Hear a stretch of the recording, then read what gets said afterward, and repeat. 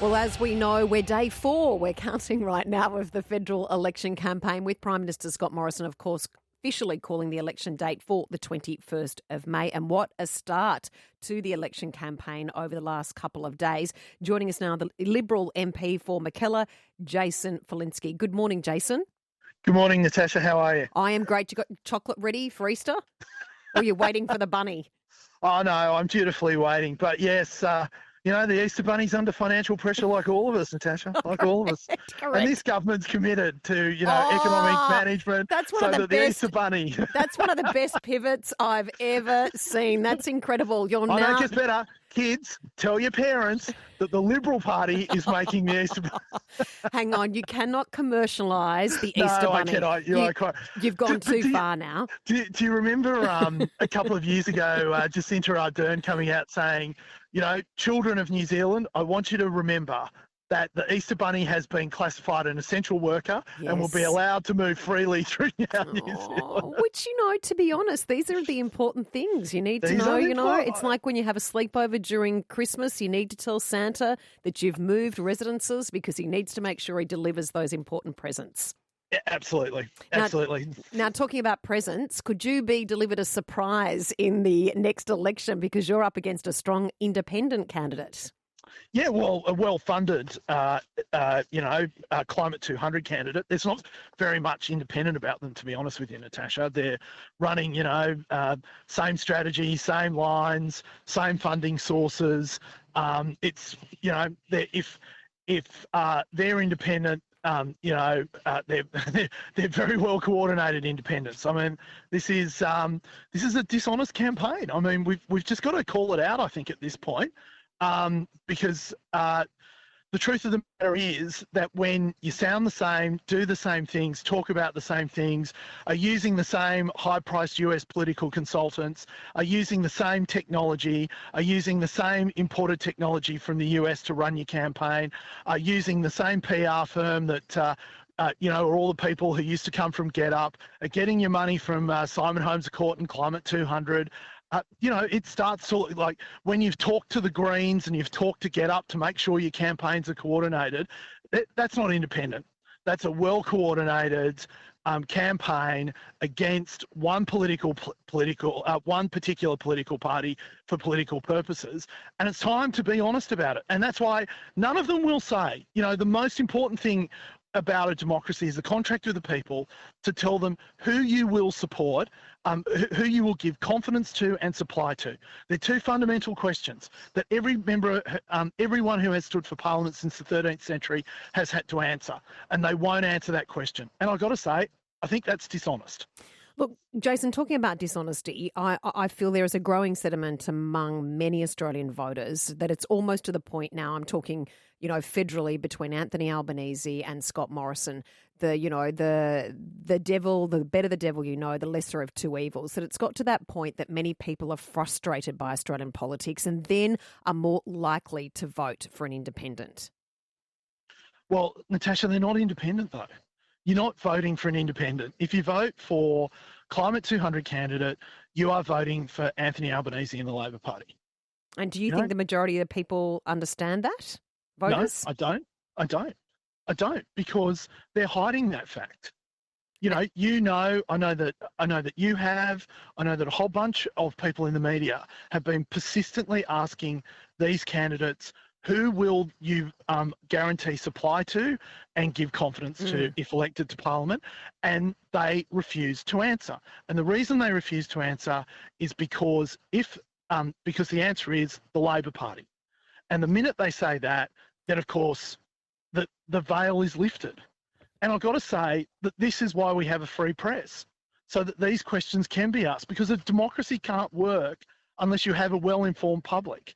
And at the moment, they have skated through. Simon Holmes Court has skated through. GetUp has skated through. All these candidates have skated through without having to answer some pretty fundamental questions. Now, Allegra Spender went on Jay's yesterday and then Fran Kelly. And what we saw in 10 minutes was the minute you ask a question about the slogan, like how will you make that happen, the whole thing falls apart. To the point where Climate 200 yesterday had to admit that they've done no modelling on any of their plans. None whatsoever. And yes, it could cost Australians a lot more money, but they've done no modelling, so it's not possible for them to say. And this is, this is what elections are about, but this is also what a free press is about too. Oh, Jason, you're preaching to the converted. I think it's incredibly important. The politicians and potential candidates need to be held to account. We saw the major blunder from opposition leader Anthony Albanese earlier this week, where he didn't know those key economic data or indicators. But this was the response. I just want to play you this from Greens leader Adam Bandt when he was questioned by a journalist yesterday. Take a listen to this. Google it, mate.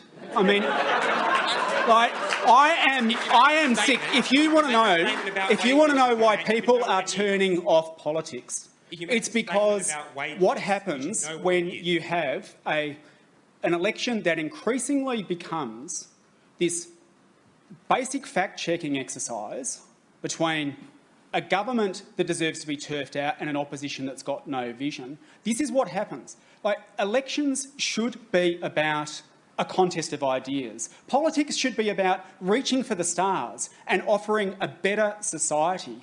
What do you think about that, Jason? Because I'm just appalled. Yeah. I'm just appalled. No, and I genuinely am, because the journalists who, Nick Bonahady, Yes. I think was or was it Ron Mizzen who asked that question? I can't really remember. But Ron, I think it was Ron from the AFR. Yeah, from the Financial Review.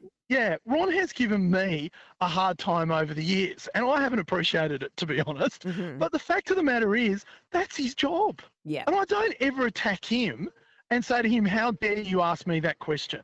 And how dare you do these things? I don't ever attack him.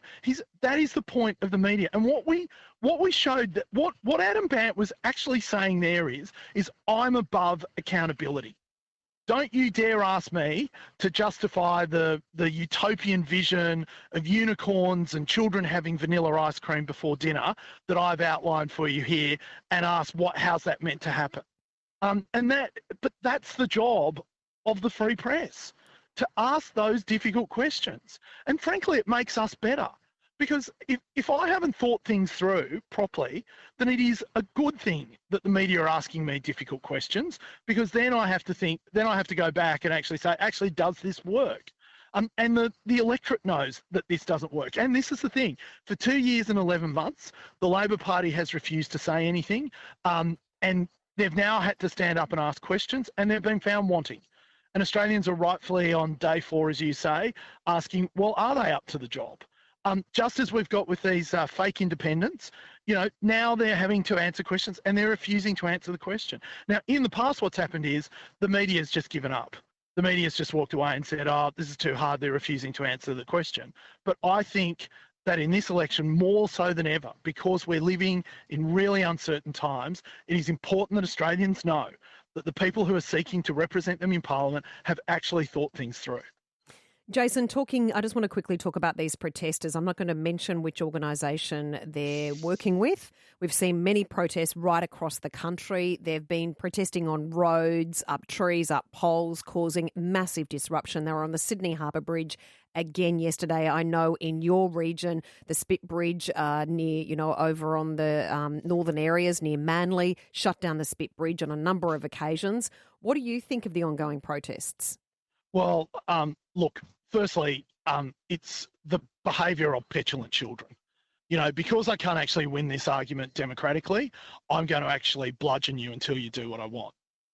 This is the sort of little boy stamp your foot stuff that you get from entitled and privileged individuals. That's the first thing. The second thing is, if Australians vote for the people that these protesters are supporting, then what they are actually doing is encouraging more protests like that.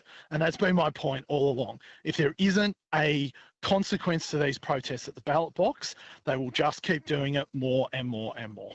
I love you fired up. I hope you have a happy and safe Easter. And you too, Natasha. That's Jason Falinski there, the Liberal MP for Mackellar, speaking a lot of sense this Thursday as we head into the beautiful Easter long weekend.